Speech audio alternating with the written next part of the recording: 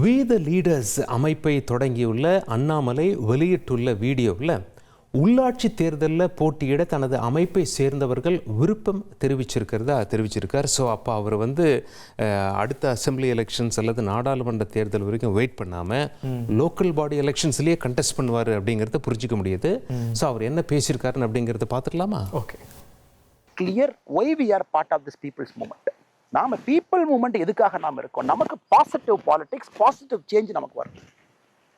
President எப்போ பேசணும், என்ன பேசணும் பேசுவோம். அவங்களுக்கு என்ன சொல்லணும் நம்ம சொல்லுவோம்.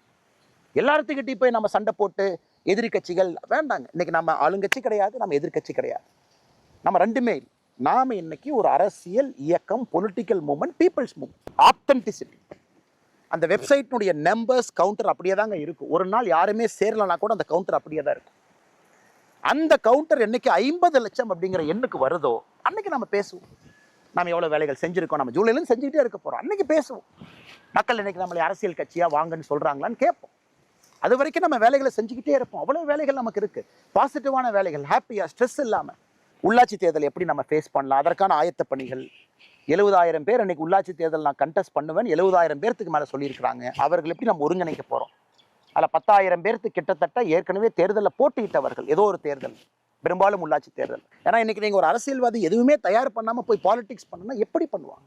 ஃபினான்ஸ் எப்படி, ஸ்டேட் எக்ஸ்பெண்டிச்சர் எப்படி இருக்குது, டாக்ஸேஷன் எப்படி, மத்திய அரசு எவ்வளோ பணத்தை டிவால்வ் பண்ணுறாங்க, பஞ்சாயத்துக்கு எவ்வளோ பணம் வருது, பஞ்சாயத்தினுடைய அடிப்படை ப்ராப்ளம்ஸ் என்ன, அர்பன் ஏரியா எப்படி இருக்குது, ரூரல் ஏரியா எப்படி இருக்குது, அது எதுவுமே தெரியாமல் நாம் ஒருத்தர் போய் பஞ்சாயத்து எலெக்ஷன் நிற்க வச்சு how will they help people?